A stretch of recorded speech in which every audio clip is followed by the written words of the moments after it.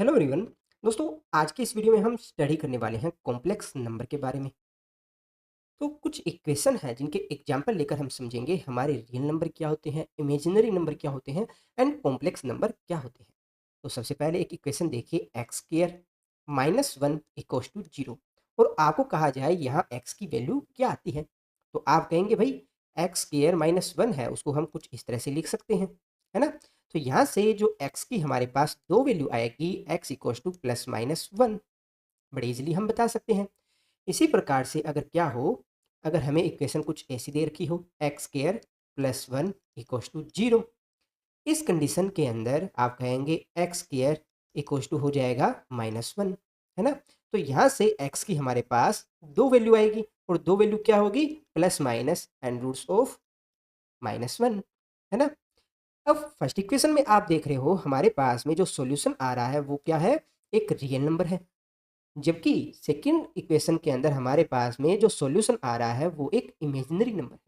Imaginary number के बारे में हम अपनी प्रीवियस क्लासेज में स्टडी कर चुके हैं, क्योंकि आइलर ने सबसे पहले हमें ये बताया कि जो अंडरूट्स माइनस वन है इसको हम आयोटा से रिप्रेजेंट करते हैं, और इस इक्वेशन के अंदर एक्स के दो सॉल्यूशन हमारे पास में आएंगे, x equals two plus minus iota. हमने आयोटा की डिफरेंट टाइप्स की प्रॉपर्टीज को भी स्टडी किया है, जैसे कि एक एग्जांपल से मैं समझाता हूँ। आपके पास में अंडरूट्स फोर है, उसको आप क्या लिख सकते हो, आप उसको लिख सकते हो टू के बराबर लिख सकते हो, है ना। परंतु अगर हमें दे रखा हो अंडरूट्स ऑफ माइनस फोर, तो क्या इसे आप माइनस टू के बराबर लिखोगे, नहीं लिखोगे ना, क्योंकि अपना minus two multiply by minus two है वो किसके बराबर होता है, प्लस फोर के बराबर होता है। और हमें यहाँ चाहिए माइनस फोर, तो यहाँ पर लेफ्ट साइड और राइट साइड तो इक्वल नहीं होगा। तो इसको सोल्व करने का हमारा क्या मेथड रहेगा, इसको हम कुछ इस तरह से लिखेंगे। हमारा अंडरूट्स ऑफ माइनस फोर है, उसको हम लिखेंगे under roots of minus one into four. और फोर को जब हम अंडरूट्स के बाहर लेके जाएंगे तो अपने पास में क्या आ जाएगा, टू आ जाएगा, है ना। और यहाँ पर साथ में क्या आएगा, अंडरूट्स ऑफ माइनस वन, जिसे हम क्या लिखेंगे, टू आयोटा की फॉर्म में लिखेंगे। इसी प्रकार से अगर हमें दे दिया जाए अंडरूट्स ऑफ माइनस नाइन, ये किसके बराबर होगा, तो आप कहेंगे इसकी वैल्यू आएगी थ्री आयोटा के बराबर आएगी। इसी प्रकार से अगर हमें बोल दिया जाए कि हमारा जो अंडरूट्स माइनस टू है उसकी वैल्यू किसके बराबर होगी, तो इसे आप कुछ इस तरह से लिखेंगे, under roots of minus one into two लिखेंगे, है ना। और इनको अगर हम अलग अलग करके लिखें तो देख, अंडरूट्स माइनस वन है, इसकी वैल्यू किसके बराबर होगी, आयोटा के बराबर होगी, तो आयोटा अंडरूट्स टू के बराबर हो जाएगा। अंडरूट टू की वैल्यू क्या होती है, अंडरूट टू की वैल्यू होती है 1.414 के बराबर। तो इस तरह आयोटा की डिफरेंट टाइप्स की हमने प्रॉपर्टीज है अपनी प्रीवियस क्लासेज के अंदर डिस्कस की है। और वहाँ हमने देखा था कि हमारा जो आयोटा है वो बराबर होता है अंडरूट्स ऑफ माइनस वन के बराबर। इसी प्रकार से हमारा जो आयोटा स्क्वायर है उसकी वैल्यू किसके बराबर होती है, माइनस वन के बराबर। आयोटा की पावर थ्री है, यानी क्यूब है, वो बराबर होती है माइनस आयोटा के बराबर।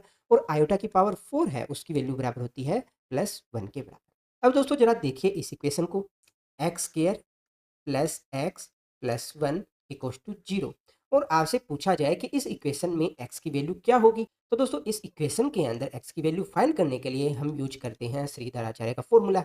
वो हमें क्या बताता है, minus B plus minus under roots of B square minus four A C upon two A, है ना। तो इस इक्वेशन से यहाँ बी ए और सी की वैल्यू रखेंगे तो अपने पास x की वैल्यू क्या आ जाएगी, जरा रखिए। तो देखिए इस इक्वेशन के अंदर हमारा जो ए बी और सी तीनों की वैल्यू वन है, तो यहाँ पर एक्स की वैल्यू क्या आ जाएगी, minus one plus minus roots of, यहाँ बी की वैल्यू कितनी है, वन माइनस फोर, ए और सी की वैल्यू रखेंगे तो वन ही है ना। और नीचे क्या आ जाएगा, टू ए यानी कि टू। तो एक्स की फाइनल वैल्यू अपने पास में क्या आती है, x equals to minus one plus minus roots of minus three by two. तो यहाँ पर एक चीज़ आप देख रहे हो, हमने जो ऊपर दोनों इक्वेशन देखी थी, आप देख रहे हो इक्वेशन हमारी first and second. First equation में हमारे पास में जो सॉल्यूशन आ रहा है उसके अंदर हमारे पास प्योर रियल नंबर आ रहा है, ना, प्योर रियल नंबर आ रहा है। जबकि हमारे पास में इक्वेशन टू है, वहां पर हमारे पास जो एक्स का सॉल्यूशन आ रहा है वो क्या है, प्योर इमेजिनरी नंबर है ना।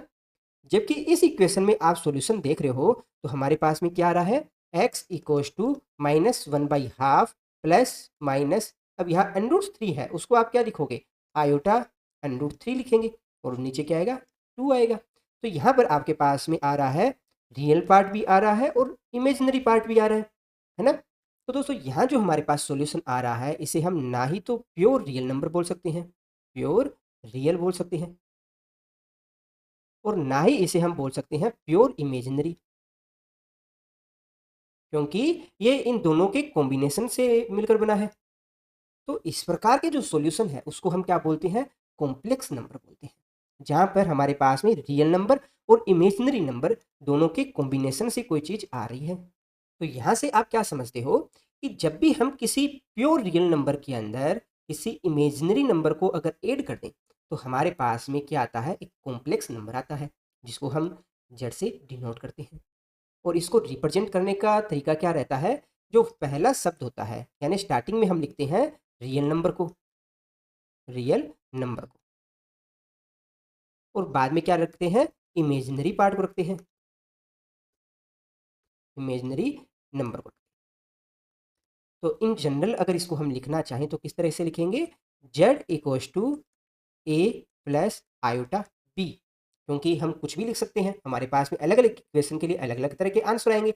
जैसे आपके पास में आएगा जेड इक्वल्स टू 4 + 3 आयोटा आ गया, जेड इक्वल्स टू आ गया आपके पास 4 - 3 आयोटा आ गया, आपके पास में आ गया 0 + 3 आयोटा आ गया, आपके पास में आ गया जैसे -4 + 8 आयोटा आ गया। किसी भी तरह का आ सकता है, अंडर रूट्स के अंदर आ जाए, अंडर रूट्स ऑफ 8 + √2 आयोटा आ गया, है ना? किसी भी तरह का रिजल्ट आ सकता है। तो आप यहाँ क्या कहेंगे कि हमारा जो फर्स्ट स्टेप है वो तो है रियल नंबर के लिए, जो सेकंड है वो है इमेजिनरी नंबर के लिए।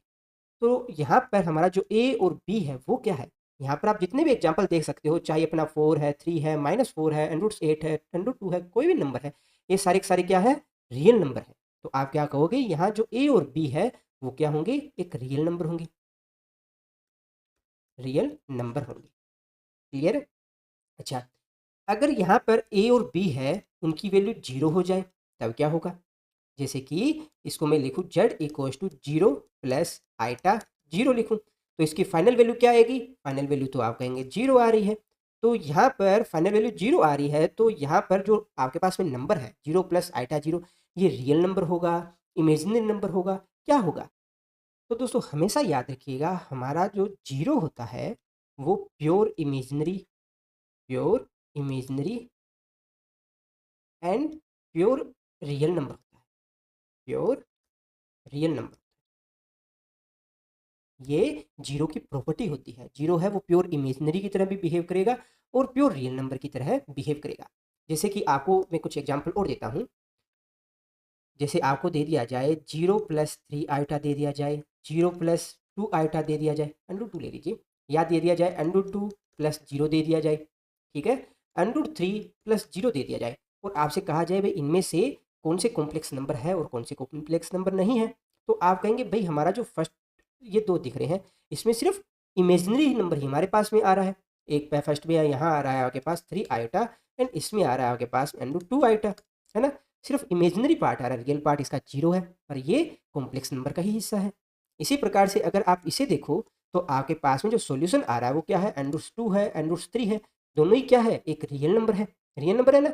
तो इस कंडीशन में हमारे पास सॉल्यूशन है वो एक रियल नंबर आ रहा है, तो ये भी एक कॉम्प्लेक्स नंबर का ही हिस्सा है जिसके अंदर इमेजिनरी पार्ट 0 आ रहा है। तो यहाँ से हम एक और इम्पोर्टेंट रिजल्ट के ऊपर निकले हैं कि मान लीजिए हमारे पास कोई कॉम्प्लेक्स नंबर है z equals to a plus iota b, ठीक है?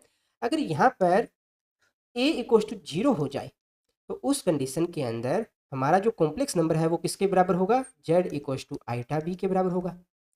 इसी प्रकार से अगर हमारा जो बी है उसकी वैल्यू अगर 0 हो जाए तो उस समय हमारा जो कॉम्प्लेक्स नंबर है उसकी वैल्यू किसके बराबर हो जाएगी, जेड इक्वल्स टू ए के बराबर हो जाएगी। तो यहाँ पर फर्स्ट कंडीशन है उसमें हम क्या कहेंगे, जो जेड है वो बिहेव करेगा प्योर इमेजिनरी नंबर की तरह, प्योर इमेजिनरी।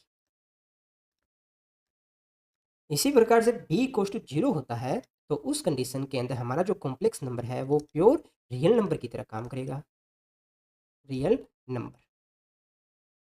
अब एक इंटरेस्टिंग चीज़ और बताता हूँ, आपको जैसे क्वेश्चन में दे दिया जाए कि भाई कोई दो कॉम्प्लेक्स नंबर है आपके पास में, Z1 है वो दे दिया जाए आपके पास में A1 प्लस आयोटा B1, इसी प्रकार से दूसरा कॉम्प्लेक्स नंबर है वो दे दिया जाए जैसे A2 प्लस आयोटा B2, और आपको कह दिया जाए कि ये दोनों कॉम्प्लेक्स नंबर है वो आपस में इक्वल है, जैसे कि Z1 इक्वल्स टू Z2। तो इन दोनों कॉम्प्लेक्स नंबर के आपस में इक्वल होने की एक ही कंडीशन है कि दोनों के जो रियल पार्ट होंगे, यानी Z1 का जो रियल पार्ट है वो बराबर होना चाहिए Z2 के रियल पार्ट के बराबर। इसी प्रकार से Z1 का जो इमेजिनरी पार्ट है वो बराबर होना चाहिए हमारा Z2 है उसके इमेजिनरी पार्ट के। इसको मैं एक एग्जाम्पल लेकर आपको समझाता हूँ। मान लीजिए हमें कोई दो कॉम्प्लेक्स नंबर दे रखे हैं, Z1 एंड Z2, और हमें क्वेश्चन में बोल दिया गया है कि दोनों कॉम्प्लेक्स नंबर है वो आपस में इक्वल है। तो इस कंडीशन के अंदर हमें फाइंड करना है x एंड जो y है उसकी वैल्यू किसके बराबर होगी। तो हमेशा याद रखिएगा, कोई भी दो कॉम्प्लेक्स नंबर है वो एक दूसरे के इक्वल तभी होंगे जब उनके रियल पार्ट है वो आपस में इक्वल हो और इमेजिनरी पार्ट है वो आपस में इक्वल हो। तो Z1 और Z2 के रियल पार्ट कौन कौन से हैं, तो आप कहेंगे 3y एंड 7 है, ये है रियल पार्ट। तो इन दोनों रियल पार्ट्स को हमें इक्वल रखना है, तो आप रखिए जरा 3y इक्वल्स टू 7। इसे हम बोल देते हैं इक्वेशन 1। इन दोनों के इमेजिनरी पार्ट है वो भी इक्वल होंगे, और इमेजिनरी पार्ट कौन कौन से हैं, तो आप कहेंगे इमेजिनरी पार्ट है 2x माइनस वाई और यहाँ पर है 2 आयोटा। इनको इक्वल रखना है, तो जरा रखिए 2x माइनस वाई है वो बराबर होगा -2 के। इसे हम बोल देते हैं इक्वेशन 2, है ना। तो क्या इक्वेशन 1 एंड 2 से आप x और y की वैल्यू फाइंड कर सकते हो, तो भाई बिल्कुल आसानी से वैल्यू फाइंड की जा सकती है। इक्वेशन 1 के अंदर देखिए y क्या आ रहा है अपना, y इक्वल्स टू 7/3 आ रहा है। इस वैल्यू को हम रखते हैं इक्वेशन 2 के अंदर, तो हमारे पास क्या आ जाएगा 2x, अब माइनस वाई है इसको बराबर के इधर ले जाएंगे तो अपने पास में आ जाएगा 7/3 माइनस 2। इसको थोड़ा और सोल्व करेंगे तो 3 है उसको कुछ इस तरह से लिख सकते हैं 7 माइनस 6, फाइनली अपने पास में आ जाएगा 1/3। तो यहाँ से x की वैल्यू क्या आ रही है, x इक्वल्स टू आ जाएगा 1/6 एंड y की वैल्यू क्या हो जाएगी 7/3, है ना। दोस्तों नेक्स्ट हम स्टडी करते हैं एलजेब्रा ऑफ कॉम्प्लेक्स नंबर, यानी कि हमारा कोई भी कॉम्प्लेक्स नंबर है, जैसे कि मान लेते हैं z equals to a1 plus iota b1 है, और z2 मान लेते हैं a2 प्लस आयोटा b2। इनके अंदर एडिशन किस तरह से होगा, मल्टीप्लीकेशन किस तरह से होगा, इनका डिवाइडेशन है वो किस तरह से होगा, इनका सब्सट्रैक्शन है वो किस तरह से होगा, तो 1 बाई 1 इनको समझ लेते हैं। तो दोस्तों सबसे पहले बात करते हैं एडिशन के बारे में, इसके बारे में, जोड़ के बारे में। तो हमेशा याद रखिएगा, जब भी हमें किसी एक कॉम्प्लेक्स नंबर के अंदर दूसरा कॉम्प्लेक्स नंबर ऐड करना है तो हमें क्या देखना है, उनके रियल पार्ट को आपस में जोड़ देना है और उनके इमेजिनरी पार्ट को आपस में जोड़ देना है और कुछ नहीं करना। तो यहाँ पर इनके रियल पार्ट कौन कौन से हैं, आप कहोगे a1 एंड a2 है। तो जब भी किन्हीं दो कॉम्प्लेक्स नंबर को हम आपस में ऐड करेंगे तो सबसे पहले हम उनके रियल पार्ट्स को आपस में जोड़ेंगे, a1 प्लस a2। अब एक बार अगर हमने इनके रियल पार्ट्स को आपस में जोड़ दिया, उसके बाद में हम देखेंगे इनके इमेजिनरी पोर्शन को। तो यहाँ पर इमेजिनरी पार्ट कौन कौन से हैं, आप कहोगे आयोटा b1 प्लस b2। तो एक चीज़ आप देख रहे हो, जब भी किसी कॉम्प्लेक्स नंबर को आप किसी दूसरे कॉम्प्लेक्स नंबर में ऐड कर रहे हो तो हमारे पास में उसका रियल पार्ट और इमेजिनरी पार्ट दोनों आते हैं और दोनों अलग अलग आते हैं, ठीक है।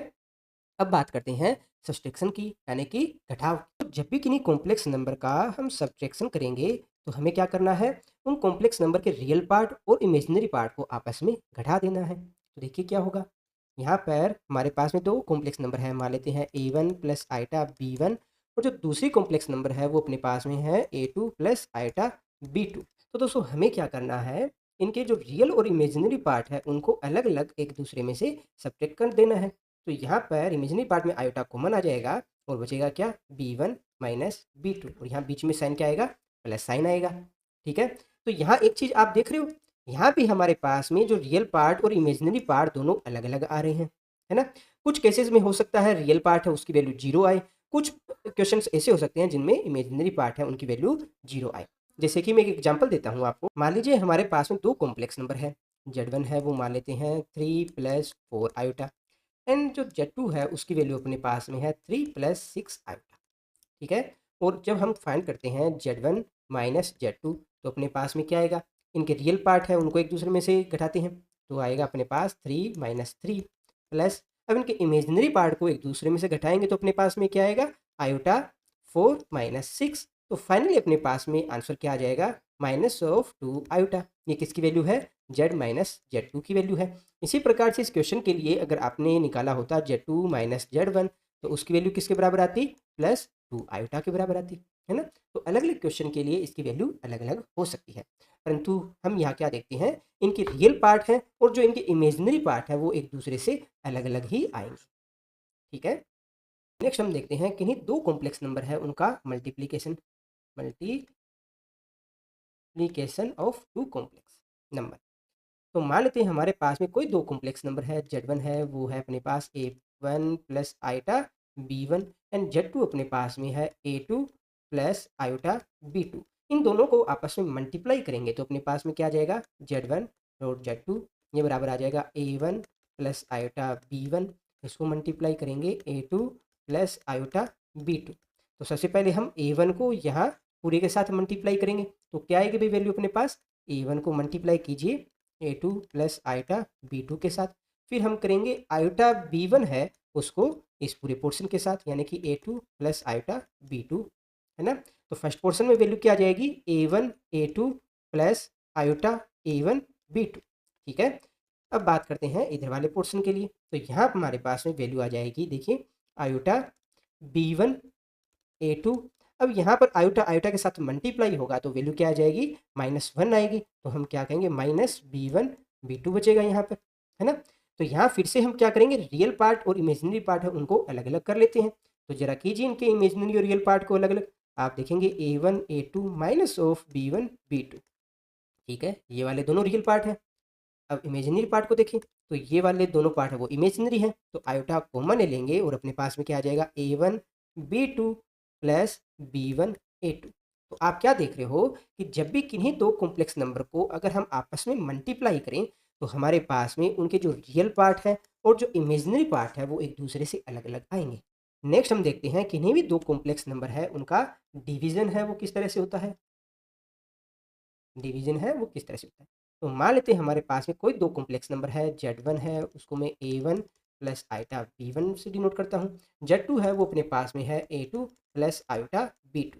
हमें फाइंड करना है Z1 अपॉन Z2, तो आप क्या लिखेंगे इसको, A1 plus iota B1 upon A2 plus iota B2। तो दोस्तों जब भी हमारे पास में इस तरह की सिचुएशन आती है तो इस प्रॉब्लम को सोल्व करने के लिए हम क्या करेंगे, जो आपके पास में नीचे वैल्यू दे रखी है उसका नेगेटिव साइन के साथ एक वैल्यू लेनी है, जैसे कि A2 माइनस आयोटा B2, इसको ऊपर और नीचे हम मल्टीप्लाई करेंगे तो उससे क्या होगा, हमारे जो इमेजिनरी पार्ट है और रियल पार्ट है वो आराम से एक दूसरे से अलग अलग हो जाएंगे। तो इसको हम अगर सोल्व करेंगे तो आप इसे और अच्छे से समझ पाएंगे। तो दोस्तों सबसे पहले ऊपर वाले पोर्शन को देखिए, ऊपर वाले पोर्शन के अंदर हमारे पास में क्या रहा है, A1 A2 प्लस, अब यहाँ पर आयोटा B1 है उसको मल्टीप्लाई करेंगे iota B1 A2 minus iota A1 B2, फिर आ जाएगा अपने पास में, अब देखिए आयोटा का आयोटा से मल्टीप्लाई करेंगे तो -1 आएगा, तो अपने पास में आ जाएगा B1 B2, कोई दिक्कत नहीं है। नीचे देखिए अपने पास में किस तरह का रिलेशन आ रहा है, A2 प्लस आयोटा B2 और यहाँ पर आ रहा है A2 माइनस आयोटा B2, जो कि देखने में आपको कुछ इस तरह से लग रहा है ना, A plus B multiply by A minus B। तो नीचे क्या आ जाएगा अपना A square minus B square होगा, होगा ना। तो A2 square minus iota B2 square होगा ना, आयोटा B2 स्केयर। तो इसे थोड़ा और आगे सोल्व करेंगे तो हमारे पास में क्या आने वाला है, देखिए ऊपर रियल पार्ट है और इमेजिनरी पार्ट को अलग अलग लिखेंगे तो आप देखोगे A1 A2 plus B1 B2, ये रियल पार्ट अलग हुआ, इमेजिनरी पार्ट को अलग करें तो plus iota B1 A2 minus of A1 B2। ठीक है, और नीचे अपने पास में क्या रहा है, देखिए आयोटा का स्केयर करेंगे तो अपने पास में आता है -1, तो नीचे अपने पास में क्या आ जाएगा, A2 square plus B2 square. ठीक है, इसे थोड़ा और सिंप्लीफाई करके लिखेंगे तो अपने पास में क्या आ जाएगा, देखिए Z1 upon Z2 equals to बराबर आ जाएगा A1 A2 plus B1 B2 upon क्या आ जाएगा A2 square plus B2 square, plus यहाँ क्या आ जाएगा iota B1 A2 minus of A1 B2 और नीचे आ जाएगा अपना A2 square plus B2 square. तो यहाँ आप क्या देख रहे हो कि जब भी किसी एक कॉम्प्लेक्स नंबर में दूसरे कॉम्प्लेक्स नंबर का हम डिवाइड करते हैं तो उस कंडीशन में भी हमारे पास रियल पार्ट और इमेजिनरी पार्ट दोनों एक दूसरे से अलग अलग आ जाता है। इसे आप कुछ इस तरह से लिख सकते हो, real part of Z1 upon Z2 plus imaginary part of Z1 upon Z2, ये किसके बराबर है, Z1 अपॉन Z2 के बराबर। तो दोस्तों ये तो बात हुई हमारी कॉम्प्लेक्स नंबर के बारे में। कि कॉम्प्लेक्स नंबर है वो होता क्या है, परंतु बिना इनकी ज्योमेट्रिकली रिप्रेजेंटेशन के हम इनको और अच्छे से नहीं समझ सकते। तो हमें पता होना चाहिए कि ज्योमेट्रिकली इनका रिप्रेजेंटेशन क्या होता है। तो इनको हम अपनी नेक्स्ट क्लासेज के अंदर सीखेंगे। तो नेक्स्ट वीडियो काफ़ी इंपॉर्टेंट होने वाली है इससे रिलेटेड, उसे हमें जरूर देखना है। आज की वीडियो में बस इतना ही। वीडियो में लास्ट तक बने रहने के लिए आप सबका धन्यवाद। Thank you.